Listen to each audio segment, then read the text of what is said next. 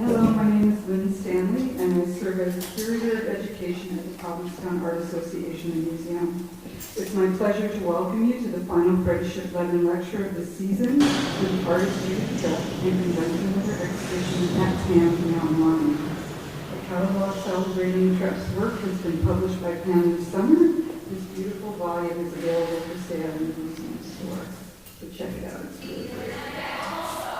This lecture series was begun in 2003 in honor of the artist Freddie Levin, who was a member of Provincetown's arts community from the 1960s until her passing in 2002. PAAM gratefully acknowledges John and Tony Levin and Herbert Lee, who made this program possible with their generous support. We'd also like to thank Angel Foods for their continued support and for another fabulous cheese platter. Some of you may have already seen the cheese platter. It's right across the wall there, and there's some wine too, so please help yourselves. We ask that you stay in this vicinity. One of the galleries in particular, we can't have liquids or food in. Yeah, Barnett show. And now I'd like to introduce Judith Trepp. The artist Judith Trepp has a long-standing relationship to Provincetown. Born in 1941 in New York City, her childhood and formative summers were spent in Provincetown, where she developed the basis of her drawing methodology in Seong Moy's summer classes. Trepp graduated from Bard College, was one of the initial residents of West Bath, the first federally sponsored housing for artists, and in 1970 moved to Zurich, Switzerland. Since 1990, she has spent the summer months living and working in Provincetown. Recurring travels in India and Japan contribute to the global impulses inherent in her work. Trepp's painting, drawings, and sculpture reflect the transnationality of her life and the pluralism of her thinking. Implicit in the designation expressive minimalism that Trepp has given to her work is both the artistic tradition of her original creative home, abstract expressionism, and that of her newer chosen home, minimalism. These dual artistic roots unite in her work to form an individual artistic vision. The artist's work includes paintings in oil and ink tempera, ink drawings on handmade Indian paper, and sculpture in brushed stainless steel with auto paint. Irrespective of material, the clear leitmotif in the work of Judith Trepp is an ongoing concern with the emotional division of space, and as she has stated, absolute motion, active stillness. Please help me welcome Judith Trepp, along with exhibition curator and executive director of PAAM, Christine McCarthy. To you.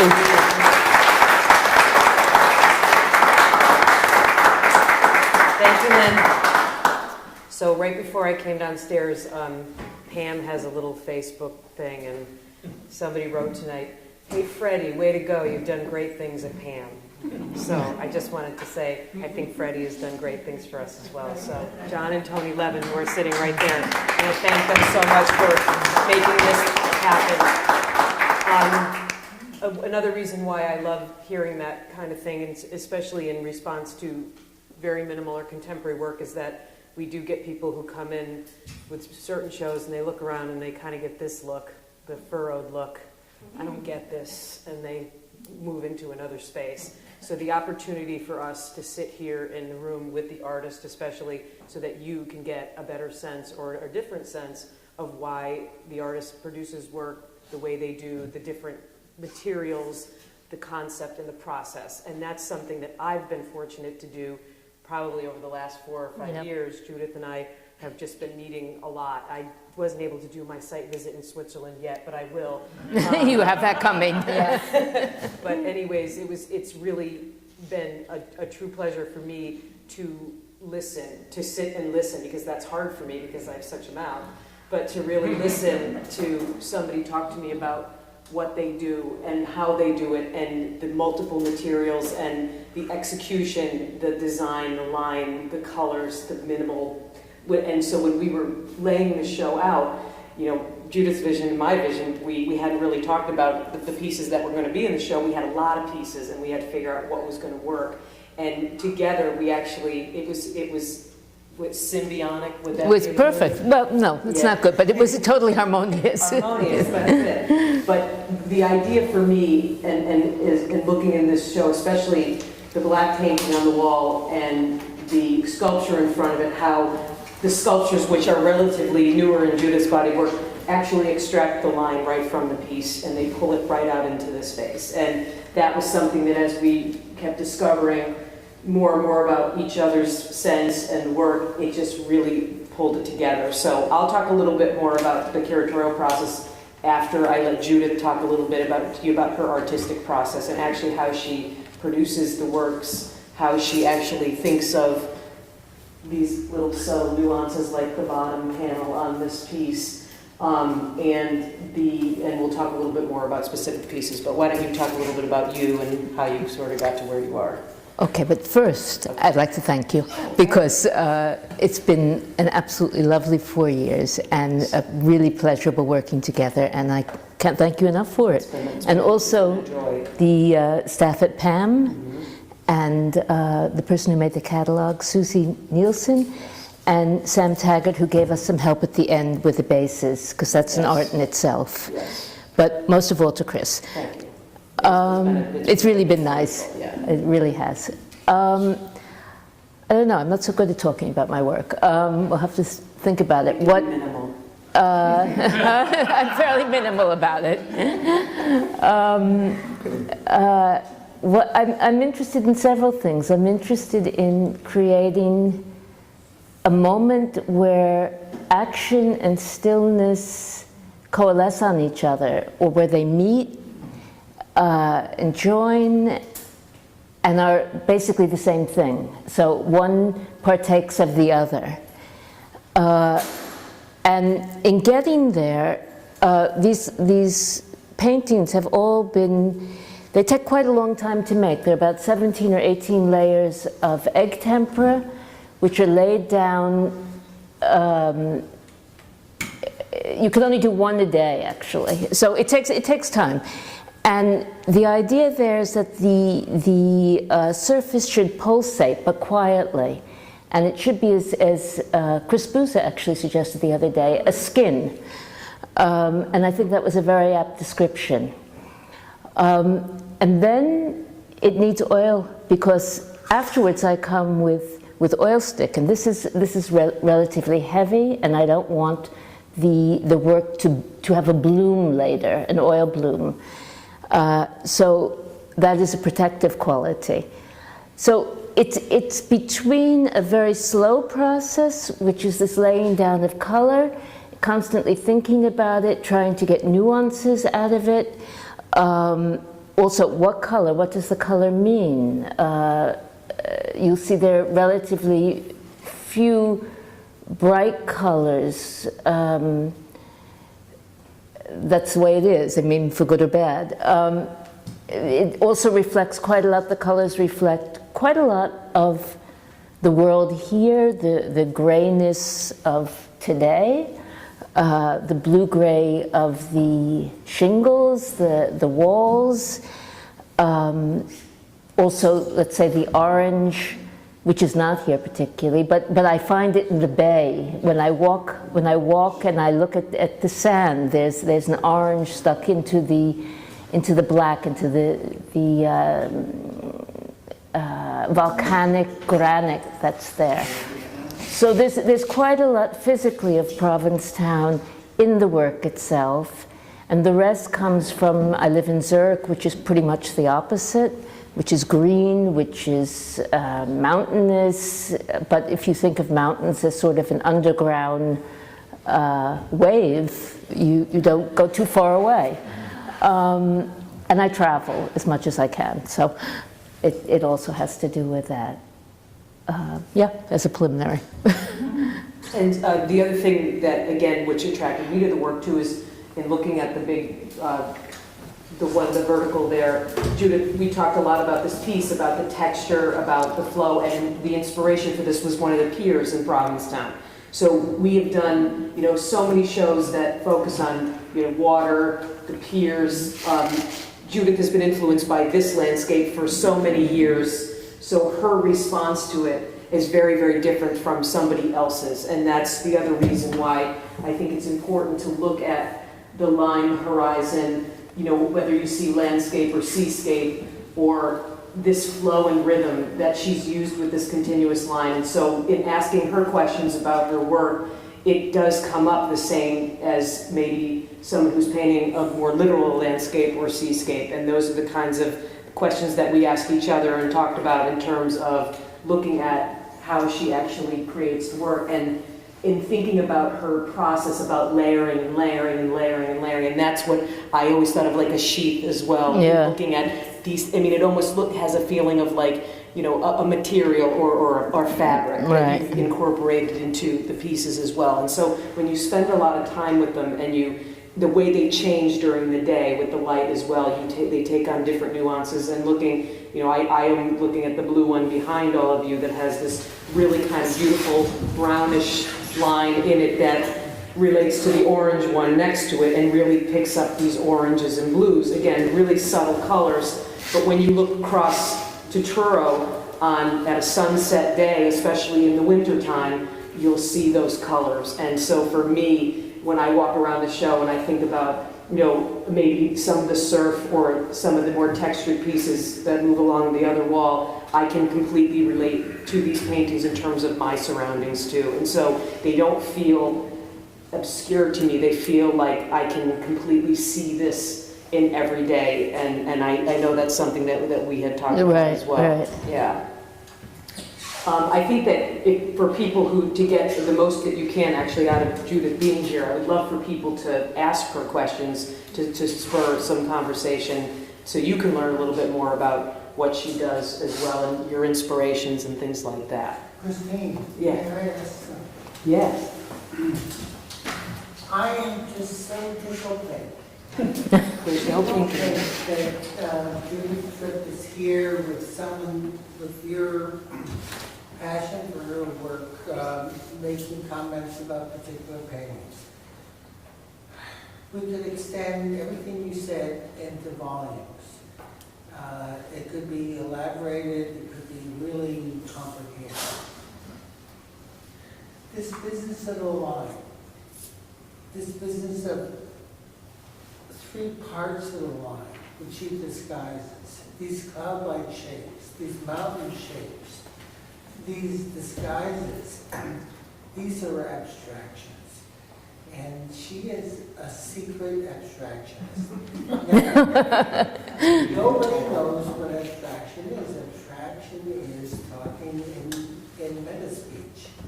It's talking in a kind of way where we're talking about this, but we're also talking about that.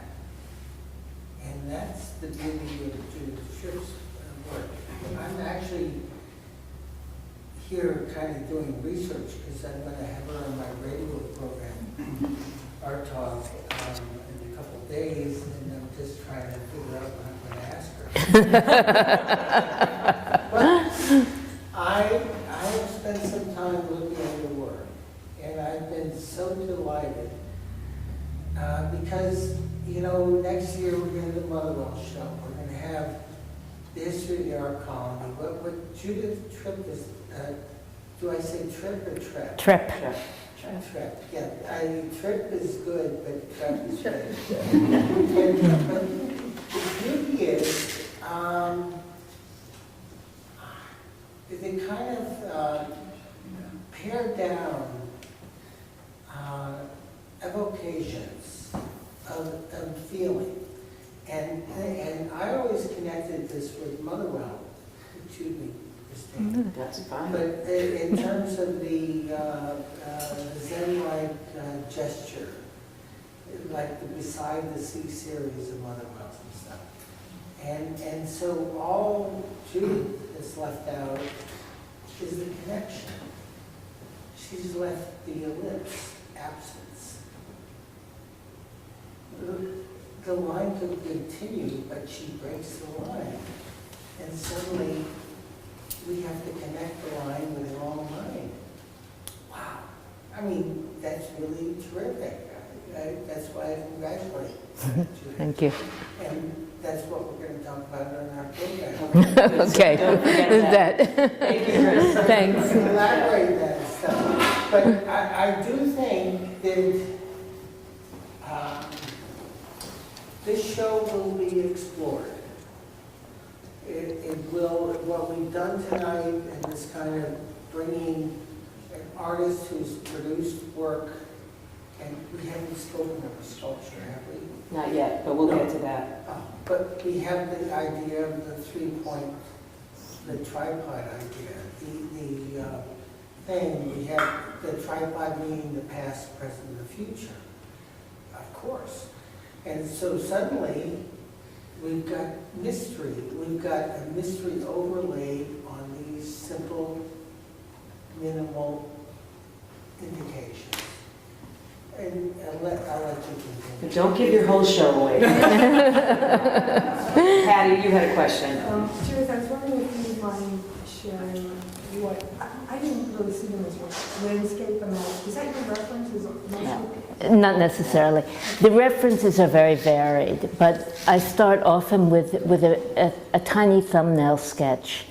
And whatever I have as an original reference then goes into having an emotional reference. And it's that transformation which I'm interested in. So you can take anything, you can take a chair, but it's how you perceive it and what you as the artist, and then ultimately you as the viewer, take out of that. What connection you make is what the painting becomes. So yes, it has a reference. No, and you wouldn't even begin to think how these references have been turned upside down anyway. So it's things you're drawn to, and certain aspects of it. Right. I see something in it which I can utilize. I think that would be the most simple way of putting it. And if you haven't noticed, these are untitled, and they're untitled on purpose, and I think that falls into a lot of what Judith just said as well. Why don't you talk a little bit about the sculptures and how you started moving into 3D, more three-dimensional out of the canvas and paper? I had the idea I'd like to do sculpture for over 30 years, I would say. And I always knew it would be in metal. I always knew it would be in steel. I didn't know what I wanted to do. So I didn't do it. And I didn't know how to do it. And I was in a competition in Switzerland for the National Post Office fairly recently, and I didn't get it. And I didn't get it because I didn't have a big sculpture, and that made me very annoyed. So I figured, okay, this is going to be the time I'm going to actually explore this, because I stopped saying anything about it. So that's when I started. And at that point, I realized I found a method where I could get very, very, very thin steel, because I think that you have to work in the material that you ultimately want it to be in. It's no point in trying to conceive in clay and then you want steel, because they have totally different properties. So I got a thin enough steel that I can bend it with my hands, and so I can make the models myself. And I make models about this big. And that really gives me the idea of exactly what it will be afterwards, because the models have to be right. You can't play with steel. And then these are made with a 35-ton press. I'm fortunate to have a friend in Zurich who is extremely good at this stuff, and so we do it together. It's a cooperative venture. I bring the model, we look at it, we work it, and it's lovely to do. And it's with automobile paint is the other element. Have you looked at your work differently, your paintings and your drawings differently after you've done these sculptures? Or do you think it enhances it more, or has it brought you to want to do sculpture more, or what do you think? No, I mean, people always think there's going to be a progression. Yeah. One's going to leave one and go to the other, but that's not at all the case. I think that I work cyclically. I work cyclically within a medium. I don't do series. I don't say, okay, I'm going to think about one form and see how many variations I can make of it. By the time I come to making something, I'm trying to figure out what is the best possible solution for it. And so there isn't really a second chance then. There might be 6 months later, or there might be a year later, because I've brought a new thought and a new element into it. So with the sculpture, it is another means of expression which complements the other means of expression. And you can see in the paintings also, I have a tendency to want to go into space, because I created this idea where I have this bar underneath or on the side, and the idea behind that is one is recessed, the other is not, that you do come into space. It is an architectural element. So, yeah, I see the three as, so including drawing, as different ways of expressing what is ultimately an existential idea. Where is one in space? Where is one object, person, whatever, in the universe? And the sculpture is clearly an obvious, for lack of a better word, but that isn't a very fine word, to express that. Bob? You use the word solution, a lot of artists do. And I thought it might be interesting, if it's not putting you on the spot, to describe either generally or particularly about one work, what the problem is that you find the solution to. Okay, I don't think that way. The solution was probably a poor word in my part in that case. That's the You make it up. Sorry.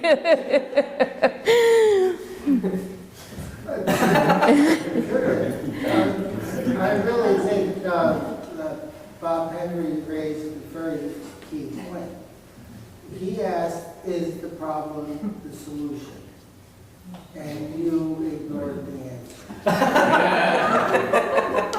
Okay, we'll ignore that too. I'll think about it tonight. So, when I see the sculpture, Yeah. I think line. Yeah. That it's just a continuation of your Yeah, line. this is true. Would you say that that's true? What can I say? If I'm thinking I mean, yes, it's obviously I make lines, but it's thinking in form, it's thinking in space, it's thinking in an attenuated volume. I mean, what's left out in the sculpture is the space in between, just as in the painting behind it. So it's all of those things, but it lives from the empty volume as well as the filled volume, I would say. Did you have a question? Yeah, I don't understand. The empty volume speaks. I don't understand to speak because I feel more assertive and more confident standing, and when I was a salesman, that's what suggested to me and that's what worked for me. I call myself a dance artist. I also work with paint. In fact, I was going to do a show here on Saturday night where I'm working and creating, I would say, quite similar effects where I'm dancing with paint and I'm working with water over the paint. And one of the problems I had recently is stopping and saying, well, I can't add any more to that. But I must really, because there's just no point. And Right. living with that. And so I feel similar in that respect. However, I would like to say that when I come to these kind of meetings, and I've been to them in a lot of places in the last few years, including the dance festival in Montpellier, Edinburgh talks last year. Actually, last year I was speaking with Alonzo King of Alonzo King Line Ballet in Edinburgh on that day. We were talking about empathy, not so much as the show that I'd seen. And I was very interested in this title, Beyond Line. And I don't have any apprehension or inhibition about the idea that we put artists on the spot. I think artists put themselves in the front line when they offer the opportunity to debate or challenge. I think maybe what I do is challenge perceptions, explanations, postulations of what it is that's happening. And I just like to ask, keep it simple. Yeah. Give myself more credit. Unless there's time later. What do you mean by beyond line, if indeed that was the title of this conversation. Okay. One has preconceptions of what line is. It's a line in space. So and you see here that how I work, there are thinner ones like this one, there are very heavy ones like that one. I consider this all part of one thinking. So in that, the sculpture as well. So it is an expansion in my mind of what you could say would be the popular conception of line. Part of one thinking and an expansion of What one would say is the popular conception of line, which is a simple drawing on a surface. Unbroken. Although I'm not so sure that that's really the issue, but it's more about how one looks at it. Do you think that that's a line? So if I can respond, Yeah. please. I've got this book here by Kandinsky, Yeah. Spirituel dans l'art et dans la peinture en particulier. And I find that when I read one paragraph of this book, it's almost like being enlightened and seeing more easily what I'm doing and the value that it has in the context of what I would call received ideas about art and what it should be. And on another occasion I would talk about C.S. Lewis and experimental criticism and what we're conditioned to see. But what's really important to me is that I interpret what you're saying to mean that you're not necessarily pictorially representing or creating in an expected form, but the line is broken or thick because it happens that way, and that's your mode of expression, and there may be a spiritual dimension. That's what I'm looking for. Yes, I'm sure there is. Yeah. I mean, Judith has traveled, like she said, extensively, and some of the religions of the places that she have gone has also been an influence in your work as well. Buddhism, you said existentialism, even though that's more of a philosophy. Yeah, well, Buddhism is too. Yes, yeah. right. Yeah, Bob? What you just said aligns with something that I'm seeing. This dark painting over here on the sidewall and the lighter painting on the far right of what I would call the front wall are very similar in conception. And both of them make me think of Chinese characters, which are frequently composed of two parts, left and right side. And the two bars exist in both of them, as well as that kind of U shape in both of them. One in the front has the addition of that other mark. So I'm wondering, do you see any relationship in your work to Chinese calligraphy? I think it's unavoidable, but we'll take these two pictures as sort of a basis. The drawing that they come from are two rocks in a stream, fast-running stream in Japan. So my interest in them was the relationship between the two rocks. So that's how that evolved. I think I like working with ink. I like the philosophical world, you could say, of Japan, and that comes from China. So yes, of course, there's in the feeling, and the feeling is probably what causes the ink stroke in those places. Not a similarity, but something comes together there between me and between those places, and therefore I travel there. I once took calligraphy just because I was curious about it. My work isn't at all like the calligraphy is that I took. It's very different. I mean, that's quite martial, in fact. I'm not an artist, but I've studied Buddhism a little bit. Right. And, when I heard that you had studied Buddhism or had some influence on your work, it occurred to me that in Buddhism, one of the principal goals, if you will, is to deconstruct self. Right. And I'm wondering whether you are attempting to deconstruct the line in your work. It's a good thought. I hadn't thought of it, but I think it's great. I like it. Can you say something more specific about how Buddhism affected your work? You know, I didn't study Buddhism, but I like going to Buddhist lands. What I would say, one thing certainly is inherent in Buddhism is that you live in the moment. And that, of course, has a lot to do with my work. I like the kindness I've seen in Buddhistic lands between people.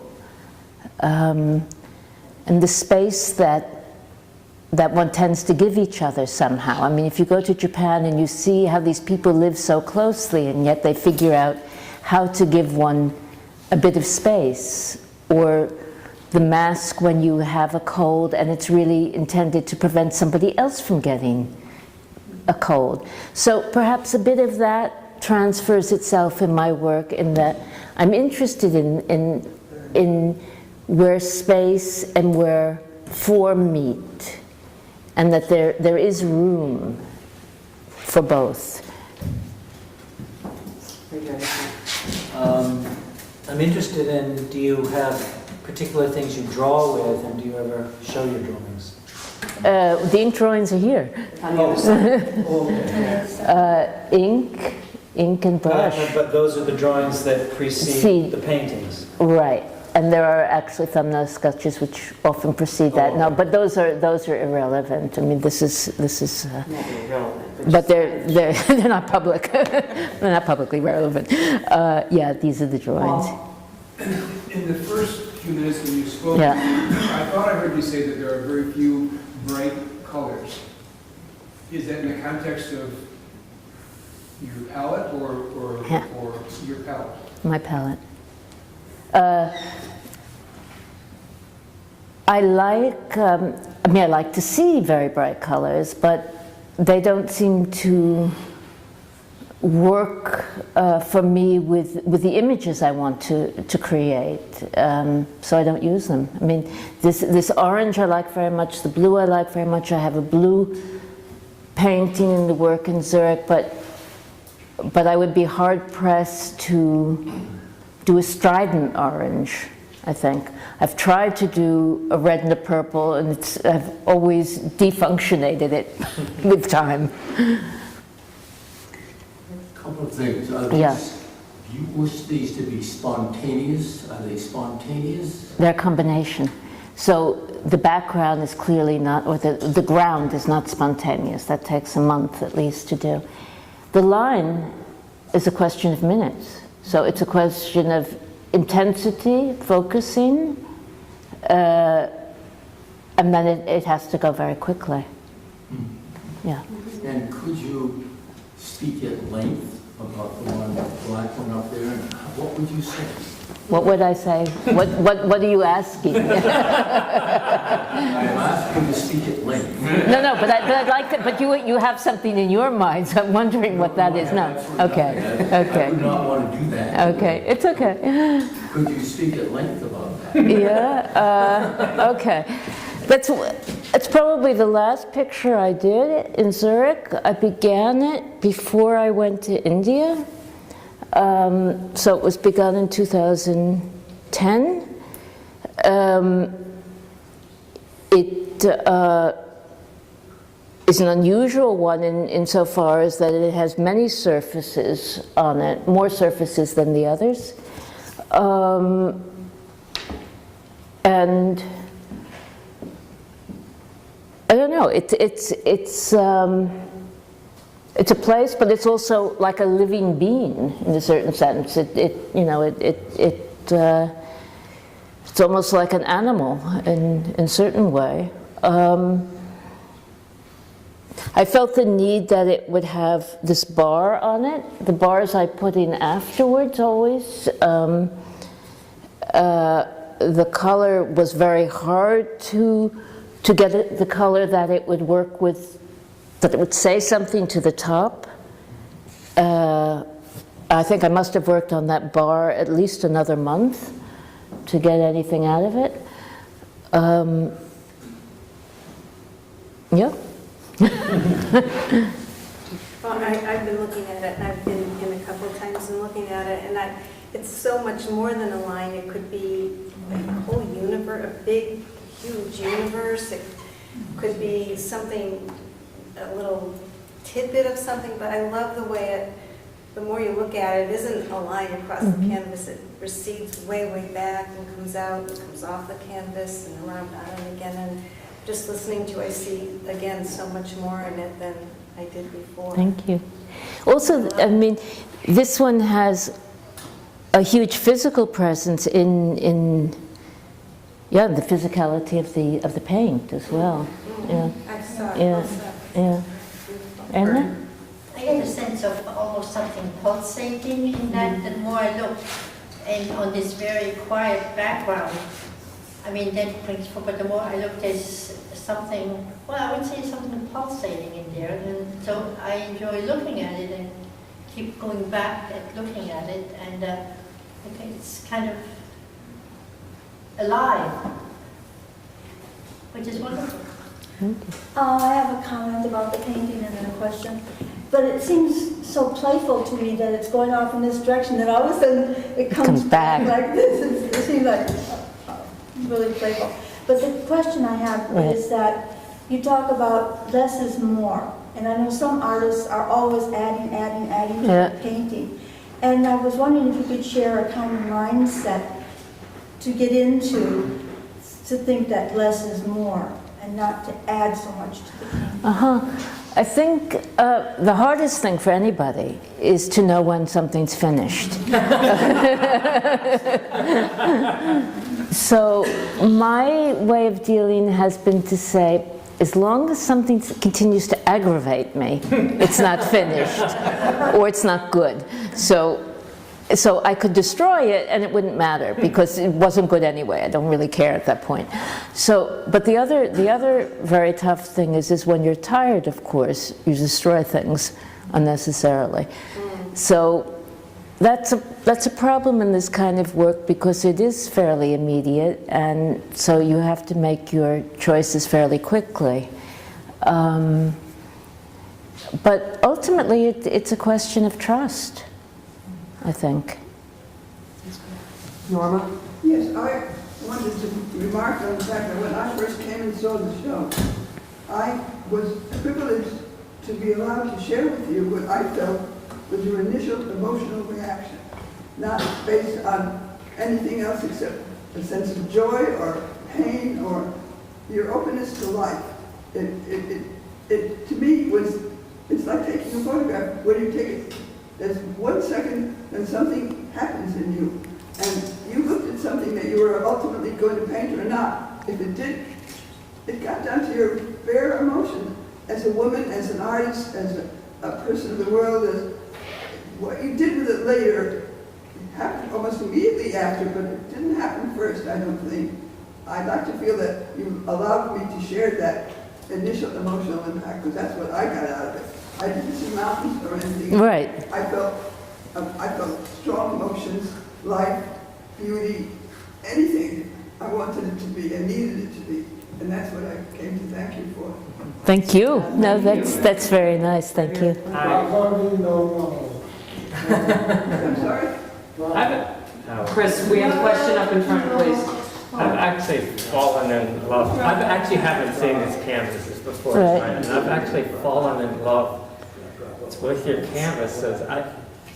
To even call it a line to me is I don't know. It's sculptural, like the top of that black head, and if 1,000 people looked at that, I don't see 2 U's there. You shouldn't see, you see what you want. And yes, it definitely, I mean, it's meant to have texture. It's meant to go beyond whatever is a pat description of something. And the other thing that really is just amazing for me is to keep looking at the temperature, the 18 layers. Because I keep looking at this and where's my mind go? I don't know. And then you focus on one piece of one line. Your lines are really, they're very complex in a simple line. It's extraordinarily complex. What you do with a tiny dot or a line, it's absolutely beautiful.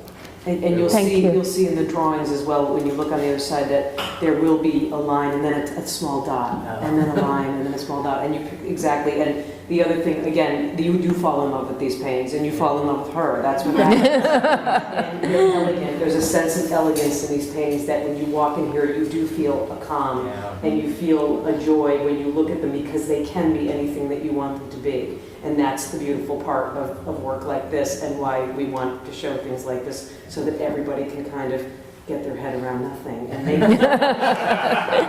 That's nice. Yeah. That's nice. Do we have any other questions? Do you have any last comments that you'd like to make? I don't know. What do you I wondered if you could talk about how it is when you work in Zurich as opposed to here, and how the two continents affect what you make. Right. Okay, I think Elaine, as I chose to leave where we came from, I think it takes a particular individual who does that. Others don't. My mother remained steadfastly in New York her whole life, and was very happy to do so. Doing that allows one a freedom, also a loneliness. It's both. For me, going to Zurich, I come from a very much an abstract expressionist background. It enabled me to have the freedom to find an expression that was my own, which ultimately incorporates that to some extent, but how I came to it was really my own. And so I think that's an essential element of leaving a place is to, for some people, to develop oneself very much. To be able to come back is a gift. This was the place that I always considered home. That I'm able to come back here is wonderful. When I'm here, I often work from sketches that I've actually brought from Zurich. Or this summer, I made some sketches on a boat between Long Island Sound and the Connecticut River, and that's been the basis of my summer's work. I could go back to Zurich and take images from here. So it really is a cross-pollinization and interweaving of both. And what I would say, though, is that because of the wind, because of the waves here, there's a more active line. That really does make a difference. I mean, there is a difference in temperament that affects one's own body very much. I have a smaller studio here. I don't have a great big studio in Zurich either, but it's smaller here, so that's limited to some extent. I have no storage space. What I'm doing, but ultimately, together they become of one piece. I hope. Myrna? You mentioned the sketches that Yeah. you worked from. Yeah. And I wondered whether the sketches you're talking about are similar to the ones that are in the other room, or whether they're a more naturalistic sketch of the environment. No, they're not naturalistic. When I was 15, I think, I spent a summer studying with Seong Moy, and I learned to just do this. So that's what I do. That's what they are. It's just a funny question. Yeah. Has computers or anything electronic No, no, not at all. I'm bad at that stuff. Good, that's okay. Does anybody else have any other questions? Well, please enjoy, look around the other side. Actually, on the other side of this wall right here, the 4-panel piece, initially Judith was actually going to do a painting right on the wall. But because of her process, and I didn't have a month. So she actually constructed that piece specifically for that wall as a kind of wall painting. So take a look at that when you're looking at the other side. And I want to thank all of you for your really good questions and insight, and enjoy that cheese platter. Thank you very much. Thank you all very much.